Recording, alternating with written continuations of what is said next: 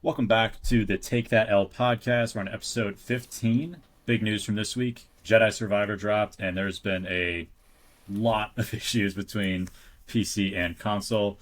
Curtis did some deep dives into it, so I'll pass it off to him to run through everything that's been going on with Jedi Survivor since it launched on Friday night.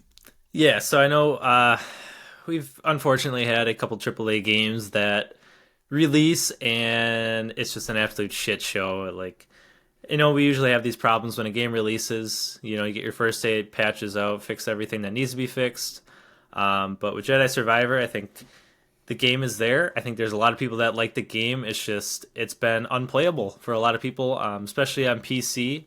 I know their Twitter, they released out that there's a series of patches coming today and tomorrow across the board. I didn't realize console, they were having a lot of issues on console as well, because I know in the patch list that comes out tomorrow, they're fixing multiple crashes that were across the consoles in various areas of the game, cinematic crashes, stuff like that. But I know right off the bat, reviews were pretty mixed. A lot of people are pretty down on the game. Especially for PC, there's people like, hey, I got a RTX 4080 and this computer, it's just not running at all. So, I know Noah said he's pretty far with the game, but hasn't had any issues. So, on a positive note, like to see what he's thinking about it and how he likes it so far. Yeah, and I think it's important to preface kind of what the issues are with PC. The biggest thing is that it just the general like port over. It sounds like they developed it primarily for console, and it almost sounds hmm like they Yeah. developed it primarily on PS5, and then they ported it over to PC, and they didn't optimize it well enough for individual graphics cards. So everybody that was even that's like the best graphics cards in the market can't run the game at more than like 20 or 30 FPS. So that's been like the big complaint. hmm And a lot of people can't even run the game or even get the game to boot up. Yeah, and they Um, were comparing it to like Forspoken when that came out. They kind of did the yeah, same thing, porting it over to PC, and it was just an absolute shit show. Yeah. Same with The Last of Us. I know people were shitting on the PC port version for that, and it's just like they're like, 2K what's 2K going had the on with the same issue with PC all their market? sports games. 2K had the Yeah, same it's issue with all like their sports games. I played Yeah, NBA porting 2K15. over porting over is just a cardinal sin. If you ever see a PC game and you Correct. know it's been ported, never buy it ever until like 2 years after when they patched everything out. Yeah. Agreed. Yeah, because I mean, it seems I okay for played console, 2K15 and but it was awful. But no. So I have it on PlayStation 5, and that's where I've been playing. I play a lot of these like kind of single player type games, like kind of run through games on PlayStation 5, just because I kind of prefer it. Unless it's like more of a shooter I think mouse and keyboards look better. But I'm almost done with the game, and I absolutely love it in terms of like the play gameplay. I haven't had any crashing issues. I know on the patch notes list there are people that have been having issues with crashing. It sounds like more of that's on Xbox Series X than it is on PlayStation. But overall, kind of the changes from the first game to the second game, since it's kind of surrounding like a surviving Jedi from Order 66. Now that he's kind of growing into his abilities more, they made the combat a little more complex, so the skill trees are much more expansive than they were in the first game. You got a lot more lightsaber stances. You have like single lightsaber, you got the dual-sided lightsaber like Darth Maul, then you got the double lightsaber like Ahsoka. You got a lightsaber and a blaster, and then you have like the Kylo Ren, what they call the cross guard stance. And each of them has their individual skill trees, and it just drastically changes how you play the game against different types of opponents. So that's kind of what I've been enjoying, is just kind of mixing and matching that. I'm in the last boss fight, I believe, and I've been struggling hard because I'm on the Jedi Master difficulty. I fucking spent, I think, 2 hours last night just over and over dying, getting so close and dying over and over again. But I guess are any of you guys going to pick up the game as well? I know got a few of you guys are bigger Star Wars fans, primarily Connor, but it doesn't sound like you're overall overly excited to pick this game up. Well, not after what I heard about the performance issues. I can't. I got a lot of eye sensitivity when it comes to like gaming. So if there's like a lot of rendering issues or tearing and things like that, it can really make me sick. So yeah, I'll wait until. But it does look interesting. I've heard that people do really like the story and the gameplay. It's just that the performance issues are so bad that it is really hampering any of the excitement that we can have for it right now.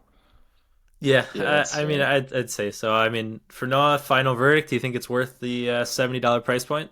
If you have a PlayStation 5, I would say yes. I absolutely love. I think the story is great. And there's a lot of people even calling for or asking if they'll put this like Cal Kestis into canon and have him in an actual like Disney Plus series. It doesn't sound like they're going to go ahead with that, or at least it's not a priority in the short term because they kind of want to like use this as like, kind of their tentpole video game series.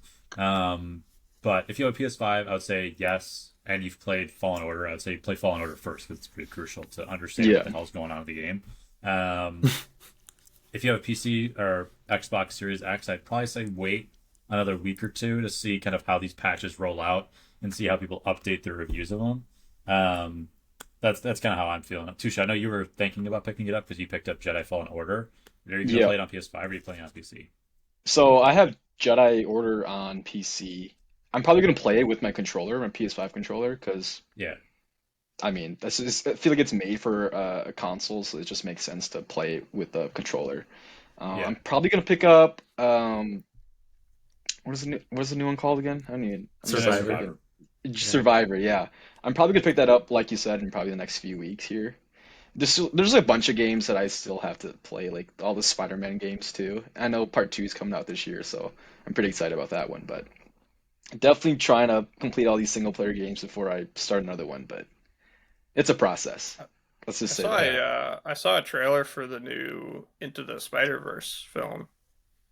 Yeah, Yeah, that's I sick. did too. I was gonna say that. Yeah, it actually looks pretty cool. Mhm. Yeah. Not to It's get one of the better. sidetracked or anything, but I really enjoyed Into the Spider Verse, so I think they got a cool concept going with that, and I'm curious to see where it goes. Hell yeah, I'm hype for that Yeah, movie. but speaking of reviews for new games coming out, I know Connor wanted to talk about a teaser trailer that was released earlier today or this week, I believe. Yeah, it was pretty recently. It's Mortal Kombat 12. So one of the things that was kind of up in the air with NetherRealms was whether they were going to work on Injustice 3 first or Mortal Kombat 12. And with this trailer, it's confirmed now that they're going to finish Mortal Kombat 12 until they finish Injustice 3. Either way, I like both of the franchises, so I'm happy with them completing either or first. I didn't play through all of 11, but I did watch through all of the DLCs and stuff, so I kind of understand how the story is going.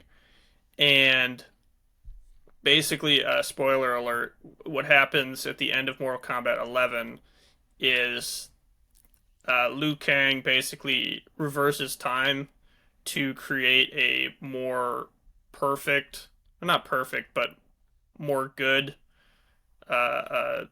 type of reality because it gets taken over by like like the god of time basically. Okay. She's like an aspect of time and she gets like this thing and powers it up with like the powers of some of the other elder gods and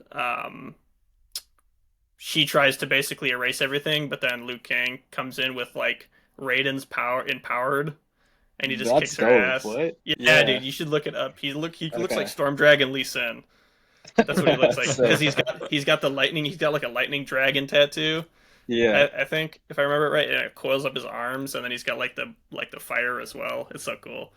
But anyway, so that fight ends, and now I think what they're going to be doing is looking into the aftermath of that.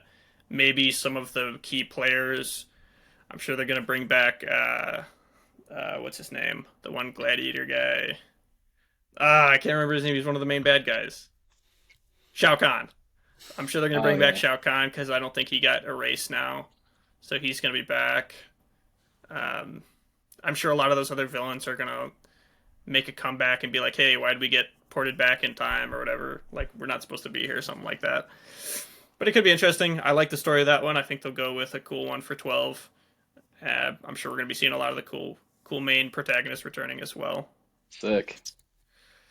Going on to some other things, not really related, but I also saw that Blizzard patented an AI generating graphics. Okay, it's hard to explain, but I got this from Game Rant. This isn't something I thought up on my own. Like I saw them out in the patent sphere and be like, "Oh, I got you this time." Um, but this was very similar. So it was either EA or Activision back in the day. patented this thing called EOMM, which Okay. is engagement optimized matchmaking. And it's a system that uses an AI to learn what keeps players playing a game. So if I'm in League and I play my first game and I get absolutely stomped and then I stop playing, the AI learns that that is what will stop me from playing. So Right.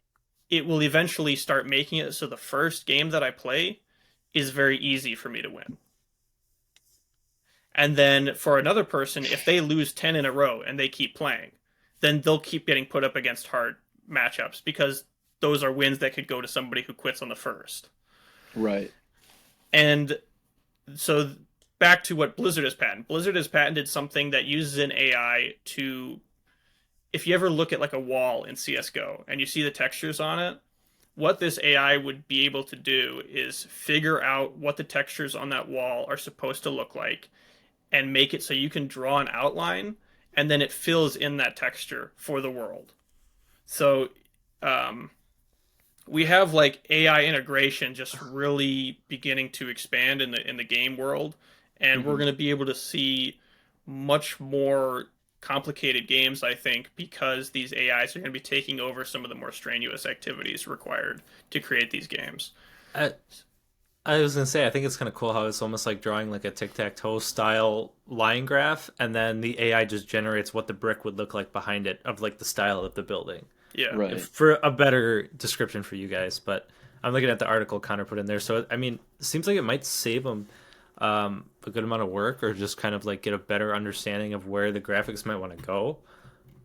But this is really cool. I know I've been pretty big in AI with Midjourney and ChatGPT and all of like the image rendering stuff. Hmm.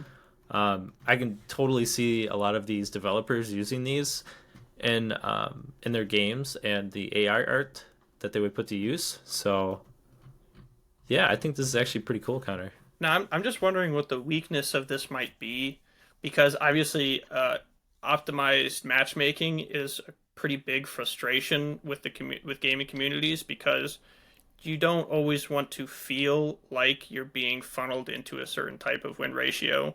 Right. So, is there a thing with this graphic design AI that maybe it will make things look too similar, or maybe like it's not going to look very creative? It's just going to be like, oh, I can tell that that's AI generated. Is it going to have like the aesthetic of a Dark Souls? Is it going to be able to get something like Dark Souls down pat, or is it going to be able to like do CS:GO style? I wonder what the limitations of this type of AI generation are. I Yeah, mean, I mean, if you've I feel like it's gonna take time. Like obviously with AI now, you can put like filters on it where it draws from a specific source, like let's say Dark Souls, or CS:GO. So I think this, I mean, at the start of this is gonna be good, but obviously it's gonna take time to really hone in and pulling from different sources to make it look like a different aesthetic versus the other, you know? Yeah. I'm wondering, would it be more utilized to create something like Skyrim's mountains, which look very similar? That I could see being like, okay, that's makes sense. It's monotonous work. It doesn't need to look super like unique, Yeah, but are gaming developers going to start using this to create more detailed I level see. design like Dark Souls that requires I see. intense minute detail? And I'm wondering if that will either positively or negatively affect the space. Because if a developer has the option to pay a minimal amount and then have this AI software generate large scope level design without paying an individual developer to hand make it, is it going to incentivize AAA studios to create relatively generic but easy AI generated levels, or will they stick with the more individualistic and unique designs? That's what I'm wondering. I think in that essence, if you've ever looked at Midjourney, I know I showed you a couple of images that I generated with it. So it's all for that at least is all contextual based. So you can basically kind of switch it off from like a pixelated graphics or let's say CS:GO or something really defined. But I think the same thing with ChatGPT and programming now. you still need a programmer to go in there and make sure everything's right and refine it. Right. So I Right. think in that essence of having AI generate something, it would still be smart to have a lead programmer that's really good at what he does, just kind of like refine it and then have the majority of the work done, where it's just like the broad mountain outline, and then he can go in there and do like fine tunes, fine edits to make sure it looks nice and detailed. But I get what you're saying. I think it could go either way. But a lot of this AI in the image generating has been, it's just been absolutely ridiculous because a lot of it you can't even tell what's real or fake. But Yeah. I'm not on concerned about the like it not being able to do the detail of something like a Dark Souls because we know it's there. It's about whether or not it can do that on like a world building scale where it's traversable. yeah, Because it's not about I, generating a PNG, it's more about generating, the entire model that goes around it and to make that work yeah, in a 3D space. I'm just wondering if it will make developers less interested in those more unique designs. That's all I'm saying. So like they'll just go for more of a broad look and have the AI develop most of it rather than stick to creating individual models for very, very detailed constructions. What I think could Like happen, I get what you're saying. my, or my entirely Orlando in Dark Souls or like some of the stuff in Resident Evil 4, the remake, that kind of my thing. entirely uneducated kind of thought on that is that it seems like AI kind of needs like a thing to go on or like a parameter or something to kind of guide off of. Exactly. So I could see a lot of it go off of like the actual designers, like game designers, being more involved in the concepting and developing a lot of those Hmm. things, and then having the AI work off of that. So it's got, you know, the essentially playbook or kind of the aesthetic that they want to trend towards, Right. and then they could have that kind of guide it, but then using AI to kind of um, make it a lot faster and cut down on the bandwidth. And I think everyone's kind of seen like just how AI is going to affect the overall job industry, and I think it's going to Hmm. affect gaming as well. I think it's unavoidable. Anything that's kind of deals in like the programming and tech space is kind of at risk or um, you know, at least at the very least being threatened by it. So Yeah, That's that's hopefully the extra resources that they save on that and the time that they save on that can be used towards allowing less crunch time towards developers because it's hmm such a big Yeah. problem. mhm. But it's Well, so I weird. don't know Like, about that. They might just hire less, and then those people that are there. yeah, You're right. Yeah. well, hopefully the people that they do have, though they might be less, will have an easier time of it. But um, it's so weird because we've always been seeing that AI and automated robots have been taking over more like manual labor positions. It's so weird, like on a flip of a dime, seeing it start take over like much more complex jobs like Creative artistry and stuff. things like that. It's so weird. Right. Coding, programming, Yeah. artistry, Exactly. Yeah. yeah. Like Which I what think I'm creative is the biggest thing for me, where it's like able to do that really, really well and really, really Yeah, fast. because what I'm curious about too is for these gamers is who owns the rights to the concept art or the programming if they use ChatGPT to make the images.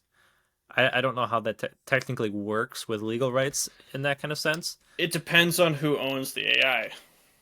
Not necessarily. It's a huge issue in the advertising space right now because like Because where people does are developing chat? Where does deepfakes of like like Tom Brady and using that as like an advertising material. It's not Tom I Brady, see. so can Tom Brady call BS on it? It's a huge yeah, issue just and in you got to general with think AI in terms of ownership. the Yeah. database where all the AI generates its information from.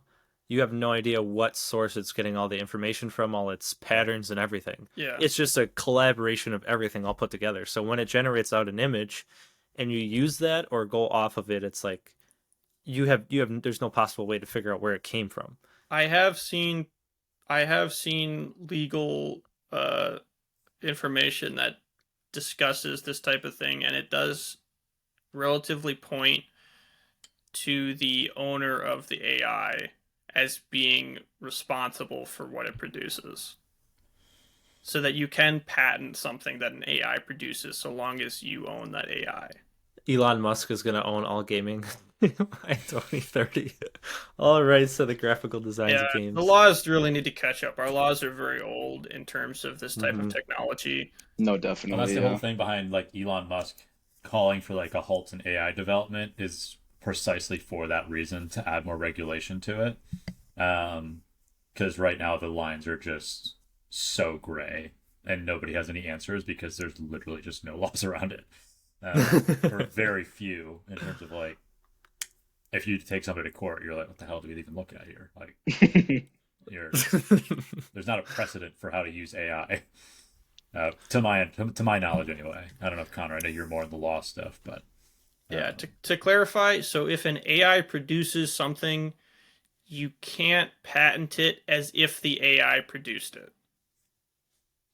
It has to be it's so what an AI produces is basically as if you made coding to produce a game. Right. The result of a coding is a game. You can patent both the coding of the game and the game itself. So you can patent an AI and you can patent what an AI creates, but only in the sense that you basically created it. You can't patent it in the name of an AI so that's because that's what it patents gets are down to. It's reserved like, solely for humans. that's what I'm saying. You can, like, let's say you use an AI tool to generate an ad for a game where Tom Brady endorses a game, and you can, I guess, can you add copyrights on top of that as well? Like, can you get around paying Tom Brady $50 million to endorse your game by creating a deep fake of him out of AI? Because it's not technically Tom Brady, but you're still using I the think that's benefit less. of having Tom Brady. I think that's Right. less an AI issue and more of a likelihood or likeness issue, where like, can you have someone impersonate someone else? Like, what Right. was that one cryptocurrency scam thing where somebody had Cox.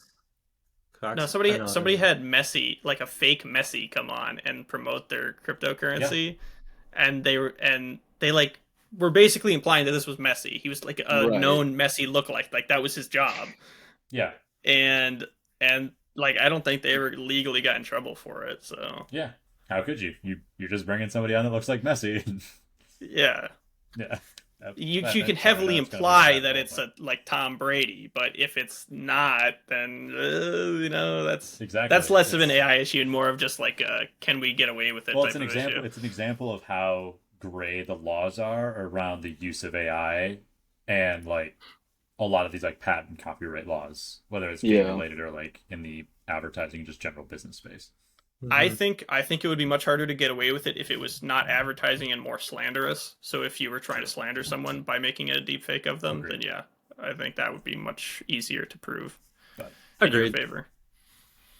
I think what's scary right now is like voice AI. Like I've heard a song that someone made that used like Jay-Z's voice, and it sounds yeah, just like Jay-Z, just like rapping, like a Yeah, whole song. imagine if It's they like, just dude, eliminated voice actors from gaming too. If you didn't have Yeah, right. cameo covers or anything. I'm sure they're already on it.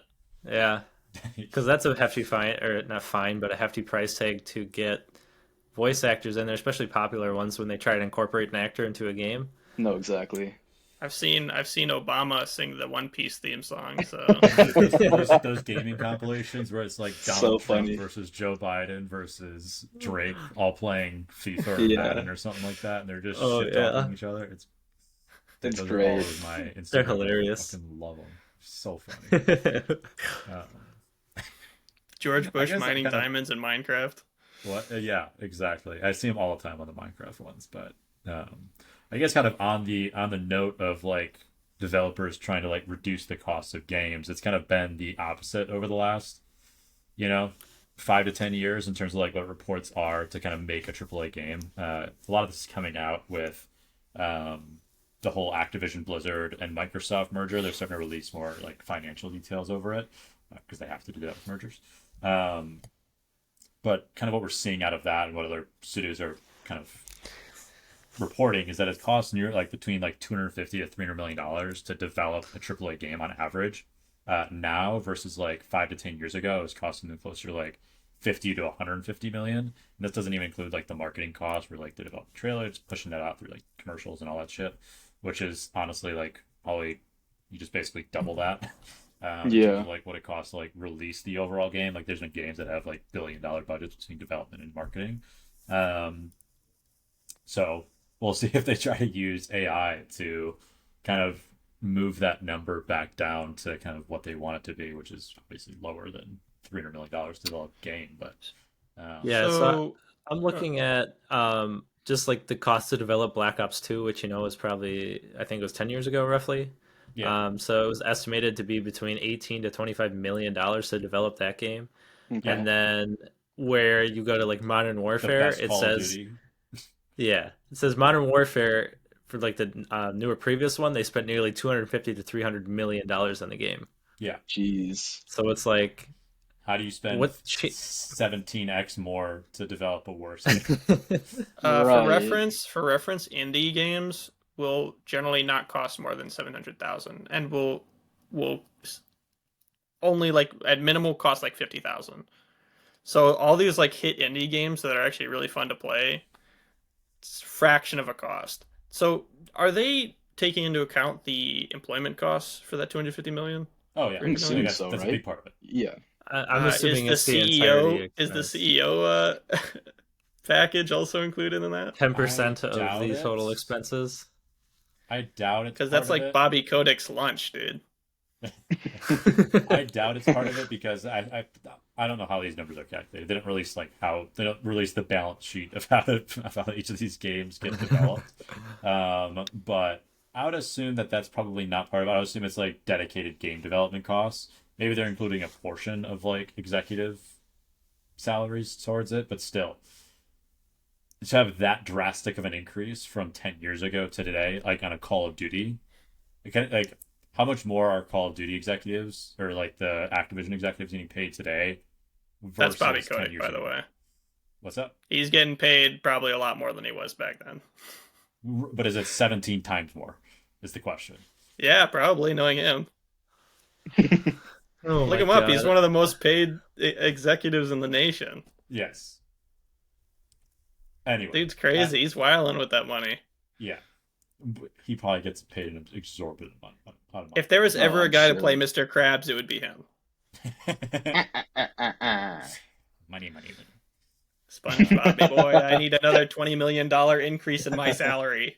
Oh, that's just crazy, man. $300 million to develop a game. And I saw one in this article that IGN put out. Like one studio said it's costing like $650 million to develop a game. They didn't release which game or which studio, I was gonna ask what but game was it, but I don't know. I just have a So funny feeling it's Cyberpunk 2077 because that yeah, it game could took be way honestly. longer Yeah. than it was Money supposed to. And laundering. it kind of didn't it almost bankrupt CD Projekt Red? Like they had to get bought out Yeah, I leading think after. so. So I just They have had a to funny fire a shit feeling ton it's of them. people. Yeah, exactly. So I have a funny feeling it's them. Well, I mean, Plus that like makes Keanu sense that we Reeves. see all these firings now from a lot of these development studios. Yeah, I that's mean, true. They are just but hemorrhaging money. uh, I so know I there's guess not a Bobby whole Kotick lot is of other making games. about sorry to interrupt. Yeah, no, He's go making for it. about $800,000 a year. And 2021 was the last report That's that they probably his got. salary. He's got stock options. Trust me. Yeah, Yeah, that's yeah. like, again, that's maybe his like breakfast. I don't. We don't know what he's getting paid, but anyway, still a shift from 20 million to $350 million in 10 years to make a relatively similar. I know they have Warzone and they've added a lot more stuff to Call of Duty since then. Like, yes, I get that, but to have the game be fundamentally similar and cost 17 times more is a little bit Yeah. insane to me. And I know something I kind of want to bring up to that in a little bit of relation is with, I know Connor, with Don't Starve together releasing their new update. It's like this game's been out for, quite a while and it's a pretty 10 hit years. indie game. Yeah. hmm And the cost, I wonder what the cost is to develop these new updates. And I know right now it's like the biggest game on sale in history because it's only like $1.40 on the Steam store right now, and it's Mhm. usually about $15 to $16. But I just wonder where the costs are that they've been producing these updates continuously over the last 10 years, and they're still doing it.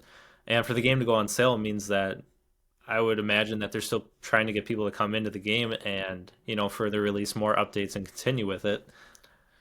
I think they make a lot of their money on like cosmetic purchases. So Okay. most of their updates that they do are completely free. Any content updates are Hmm. absolutely free. Like the characters, when there are new characters, you can pay for those and you can buy skins for them and stuff. Mm-hmm. But yeah, no, I think the reason that indie games are so cheap is because they're by a dedicated crew who know what they want to do, know what they need to do, and can do it efficiently. With a lot of these AAA studios, there's just so much inefficiencies to take into account, and And all these overpaid different workers. yeah, all these different managers working on different tasks who don't know what needs to be done at what time, and they don't have like this overarching image for what the game needs to be. Like, kind of on topic, but I actually recently heard that Doctor Strange 2 had Hmm. 33 reshoots. So Jeez. it's the same issue with AAA studios is that you'll have all these development managers who don't have the same idea of what the game needs to be, and they'll keep rewriting and rewriting and reprogramming and reprogramming, and that just leads to more waste. And I know And a lot Yeah. of these studios are doing are outsourcing a lot of their development work. So if you have multiple studios doing development on some of these AAA games, and each one's kind of being managed by a different person, then I can imagine that's a yeah, very similar issue you'd have with games as well. yeah, a unified vision is always better than a separated one. Totally agree. Speaking of ununified game design, Tusha, you want to go into your topic? Yeah, for sure. So every spring, right, releases it's called a champion roadmap, where they talk about what they want to release in terms of champions for the year. So for 2023, they have two new champions, and um, they also have updates on two old champions. So I'll talk about the two new champions first. So the first one that's going to be released is called Nofiri, if I'm saying that right. It's an assassin champion. I'm assuming it's going to be played in the jungle. So apparently this champion is like a pack of dogs or like wolves. It's not just one singular champion. You're playing like a group of Just like like my a pack of teammates. animals. Exactly, yeah. Just a bunch of dogs. Yeah, we're a bunch of dogs out there. Yeah, exactly. Dude, we're getting Um, after it, Connor. We just want it more. so Riot's been saying that they want to make champions easier to pick up and learn. This brings me back to like the champion Vex, where her kit's like pretty simple, but she is still very playable. Her play style is just it fits anything. Like it's and so I'm kind of happy that they're going in this route versus like an Akshan route where like his W is like a whole paragraph long. So I'm assuming that it's gonna have a simple gameplay and they want to focus more on the macro instead of like the mechanics of it, which is good, but I mean, I guess we'll just have to see and wait for its What do you mean by release. that? What do you mean? What do you mean by they're focusing more on like the macro play? So for Nefiri specifically, they want to focus more on like how this champion plays around the map versus how it can like outplay another champion via its Okay. mechanical skill. You know what I'm saying? Yeah.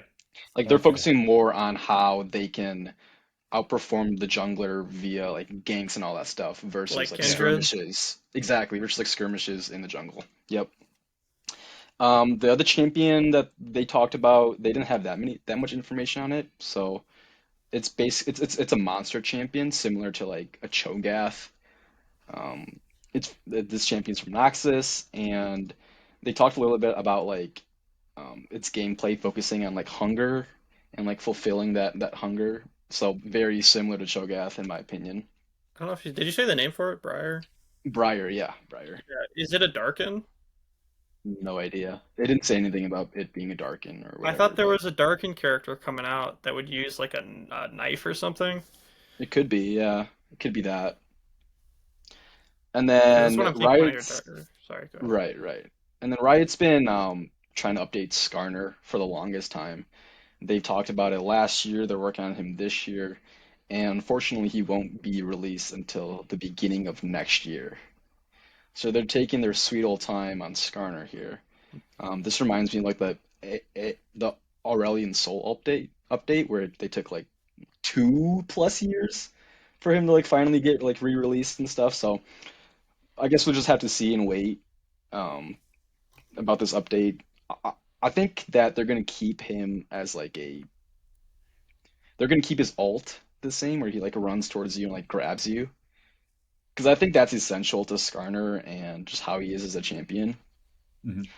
So hopefully they try to keep that like for Skarner. And then on top of that, so they're delaying Skarner's update, but they're also updating Jax this year.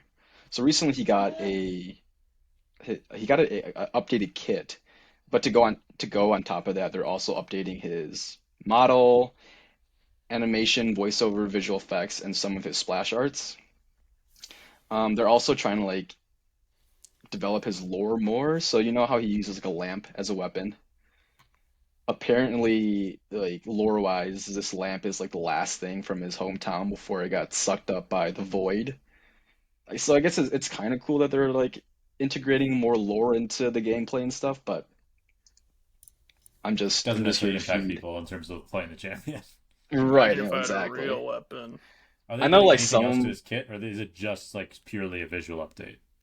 well, they updated his kit a few months ago, so Right. it's just gonna be like a visual update for the most part, Yeah, yeah. I heard that they're trying to focus like back when Belveth came out, that was supposed to be like the big Void event that was going to happen, Yeah. and they were supposed to like update Cho'Gath too. I don't know why they're not putting that on the roadmap. I would assume they would want to redo Cho'Gath before Skarner, and Skarner before Jax. You know, like Skarner has like two people that play him, I so was gonna say, I was like, that motherfucker that never gets played. It's kind of like ASOL, where nobody played him, and now he's like one of the most played champions, and he's just shit on Exactly. everybody. yeah. I feel like that's gonna be the same thing with Skarner. Like he's gonna be crazy OP, and people are just gonna pick him up and play him in the jungle and climb the fucking ranks. But I think he's going to be entirely different. I don't think they're going to keep much from his kit. oh, you think Maybe, so? yeah, maybe focusing more on creating structures in the jungle for him to utilize. But the vision thing was just not useful at all. Yeah, I that thing don't is think dumb. it's so situational. There has to be a way for him to take things from the jungle and utilize it in a gank. Maybe he gets like a buff, like pillar or something, where he goes by and he gets buffed for like 30 seconds or something like that, and then he can take into the lane and fight. Yeah, yeah. I mean, that's pretty much all I have for Riot's champion roadmap. So, I mean, I'm pretty I guess excited there to is there see a this specific new one. assassin champ, but Yeah, I was gonna say, like, yeah, yeah, is there one that you're excited for in particular? definitely the pack of dogs because I think it's a very unique idea for Riot. Like all their champions in the past have been like a singular entity, and it's going to be interesting to see how like playing as multiple dogs is going to affect. Right. Can you Like like it would be sick sick to multiple see if it like dogs? exactly like they ganks 3 lanes at the same time or some crazy shit like that. So Yeah. Or if you can just attack three different Oh, champions at the same time, like like you can right, sick one dog on one person, sick another one. yeah, yeah, dude, Yeah. that's like in Heroes of the Storm. They had like the Lost Vikings where you would play as three separate heroes, yeah. and you could move them individually, and they each had their individual abilities. Um, No, that's probably the most excited champion or the champion I'm most excited for. So Huh, I guess we'll see. I guess yeah, I guess we'll see, man. I That's feel all I like had for the champion yeah, roadmap. I feel like the past 7 out of 10 champions that it had could have been AI generated, and we would never know. Like Mila, Yeah, Oh, that champion's dog. it's not a good champion. Except every time we play against her, we somehow get beat in the bot lane. I don't understand it. But every time you play Nila, we suck. I don't know, man. I don't You're not know. good with Nila, man. I don't. Not Was it good. you? It might have been Derek. It might have been Derek. Now that I'm thinking about it, that we played with another one of our friends that we were playing with, and he was trying to play. Is it Nila or Nyla? I say Nyla. Mila. I don't know. Is I it say Nyla? Nyla. I think I so. mean, it's like there. It's like Anyway, Darius versus Darius kind of thing. It doesn't we really got matter. ran Darius hard. sounds better. He fed, but anyway, Well, were you the support? yeah. I think that's just a mixture for disasters. Derek is ADC and you as support. Derek's not Who a are you good playing, support. Noah? Are you playing Lux? I don't remember. I might have been playing Milia. Oh yeah, I see the Might have problem been here. the issue. Might have been the issue. But yeah, I guess the only other thing we wanted to chat about was some of the games that are coming up in the next few weeks here. Honestly, it's a little bit of a dry spell. Dark and Darker 2 is being like fully released out of alpha in the next like week or so here on May 8th. And then we do have like the Lord of the Rings Gollum game, which I don't think any of us are Um, really excited about, but that's not Dark and Darker. It's Darkest Dungeon 2 unmade. Dark and Darker 2 is Yeah, still sorry, I wrote that wrong. My that's bad. yeah. Darkest Dark and Darker Darkest is still Dungeon. on a hiatus yeah. from being No, seen. Yeah. sorry, I got the two. Darkest Darkest Dungeon 2. Dungeon. Yes. Darkest Dungeon, My yeah. bad. Yeah, Curtis. You're fired. Yeah.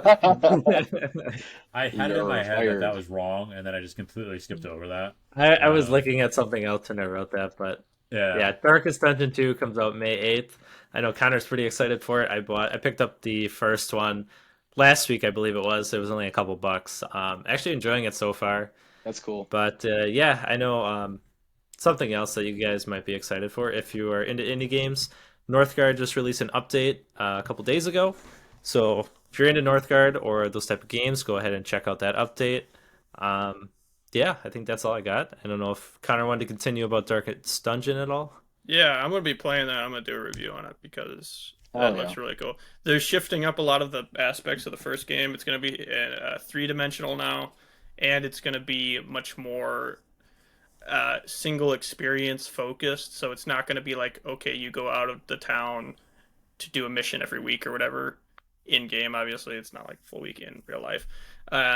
You're more like along a cart and you're traversing up the mountainside through these different Okay. areas. I'm really excited to play it. It's going to be much more of a roguelike um, adventure type than the first one was. So if you guys are also interested in that type of gameplay, it's definitely going to be really difficult. They're really known for having really difficult experiences, but I'm very excited for it. Yeah, Dope. very consequential decisions so far. Kind of like how you shape, I guess, your squad in essence. But yeah, I'm actually pretty excited for it. I'm enjoying the first one. I'd like to play it alongside Connor and see how it goes. Mhm. Nice. but yeah, I think that's all we got in terms of games. There's no big like AAA games that are really on the docket that we saw for to be released in May. Again, except for Lord of the Rings Gollum, which I guess is technically being developed by a AAA studio, but it's not. Nobody's really all that excited about it. Just you It's wait probably Yeah. until that's game of the year, dude. it could be, Imagine. but I'm seeing.